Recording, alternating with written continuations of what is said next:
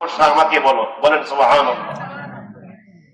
ইয়াকুলু মান ইয়াদউনি ফাস্তাজিব লাহু ওয়া মান ইস্তাগফিরনি ফাগফির লাহু।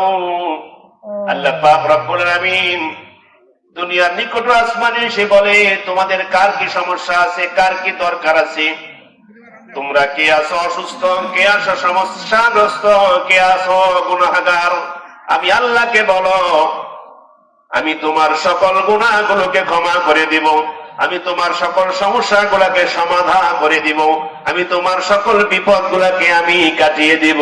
বলেন সুবহানাল্লাহ।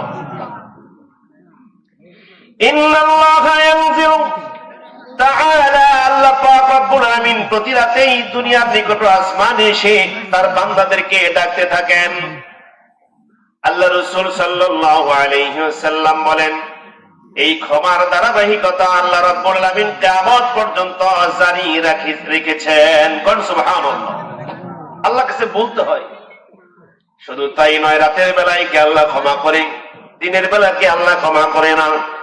আমাদের মুনিব এমন কোন মুনিব না, ব্যাংক সকালবেলা খুলে বিকাল বেলা বন্ধ হয়ে যায়, অফিস আদালত সকালবেলা খুলে বিকাল বেলা বন্ধ হয়ে যায়, এমনকি শুক্রবারে এবং ছুটির দিনগুলোতে বন্ধ থাকে। কি বলেন ঠিক কি ঠিক না? কিন্তু আল্লাহর দরজা যদি খোলা থাকে, আল্লাহর দরজা যদি আবার যদি এই অফিস আদালতের মতো বন্ধ থাকে, তাহলে আল্লাহর বান্দারা আল্লাহর কাছে কি করে বলবে? তাই রাসূল সাল্লাল্লাহু আলাইহি ওয়াসাল্লাম বলে, ইন্নাল্লাহা তাআলা ইয়াবসুতু ইয়াদাহু বিল-লাইলি লিয়াতুবা মুসিয়ুন নাহার। আল্লাহ রাব্বুল আলামিন তার একটা ক্ষমার হাতকে দিনের বেলাও প্রসারিত করে রাখেন, যাতে করে রাতের গুনাহগাররা আল্লাহর কাছে দিনের বেলা ক্ষমা চাইতে পারে, যাতে করে তাদের আরেকটি রাতের জন্য অপেক্ষা করতে না হয়। হতে পারে তার জীবনে সেই রাতটা সে পাবে না, রাতের বেলা গুনাহ করেছে, দিনের বেলায় তার মৃত্যুবরণ করা লাগতে পারে। তাই আল্লাহ রাসূল বলে, না, আল্লাহ পাক রব্বুল আলামিন ইন্নাল্লাহা তাআলা, নিশ্চয়ই আমাদের যিনি আল্লাহ, ইয়াবসুতু ইয়াদাহু বিল-লাইল লিয়াতুবা মুসিয়ুন নাহার, দিনের বেলা তার ক্ষমার হাতকে সম্প্রসারিত করেন, যাতে করে রাতের গুনাহগার যারা আছে তারা যেন ক্ষমা চাইতে পারে। বলেন সুবহানাল্লাহ। ওয়া ইয়াবসুতু ইয়াদাহু বিন-নাহার লিয়াতুবা মুসিয়ুল লাইল, এবং আল্লাহ পাক রব্বুল আলামিন তিনি তার একটি ক্ষমার হাতকে রাতের বেলাও সম্প্রসারিত করেন, যাতে করে দিনের গুনাহগার ক্ষমা চাইতে পারে আল্লাহর কাছে। হাত্তা তাতলু আশ-শামসু মিন মাগরিবিহা, এই ক্ষমার ধারাবাহিকতা কতদিন পর্যন্ত থাকবে? শুধুমাত্র নভেম্বর মাসে অফার ছিল, ডিসেম্বর মাসে নাই। ডিসেম্বর মাসে অফার আছে, কিন্তু জানুয়ারি মাসে নাই। জানুয়ারিতে অফার আছে, ফেব্রুয়ারিতে নাই। এমন অফার আমাদের দেশে চলে কি চলে না? শীতের দিনে এসির অফার, শীতের দিনে ফ্রিজের অফার আছে না নাই? শীতের দিন কিনলে অর্ধেক দামে।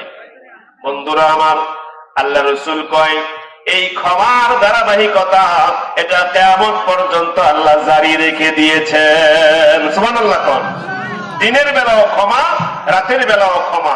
পাগলা, ও পাগলা ঘরে আসেনি আজকে। আজকে খেজুর গাছ থেকে রস নামানো হয়েছে, অথবা আখের গুড়, প্রথম মিষ্টি গুড় ঘরে আসছে, এখন এগুলো সব বাজারে নিয়ে যাবে বাবা। এখন পাগলার জন্য যদি কিছু না রাখে বাড়ি তছনছ করে ফেলবে, এমনও সন্তান আছে না নাই? ওই পাগলার জন্য মাছের বড় মাথা আছে না নাই? মুরগির এর এক ঠ্যাং খাইলে হয় না, দুই ঠ্যাং খাইতে হয়, কলজাটা আবার লাগে। এই জন্য পাগলার জন্য পাগলার মা কি করছে? আলাদা করে রাখছে। ওই পাগলা আসবে, পাগলা যদি আয়সা দেখে বাদামের খোসা আছে মাগার বাদাম নাই, পাগলা যদি আয়সা দেখে যে চকলেটের কাগজ আছে চকলেট নাই, ও যদি দেখে লেচুর খোসা আছে লিচু নাই, ও যদি দেখে আইসক্রিমের কি আছে এই কাঠি আছে কিন্তু মাগার আইসক্রিম নাই, ও কিন্তু বাড়িঘর তছনছ করে ফেলে, আছে না নাই? এই জন্য পাগলার মা বা বাবা তারা তার জন্য আগের থেকেই আলাদা করে রাখে, যাতে করে সে আসলে এটা দেওয়া যায়। আল্লাহ পাক রব্বুল আলামিনের কিছু পাগলা বান্দা আছে যারা রাতে গুনাহ করে, তাদের যেন আরেকটা রাতের জন্য অপেক্ষা করতে না হয়, দিনের বেলা ক্ষমার ব্যবস্থা। বলেন সুবহানাল্লাহ।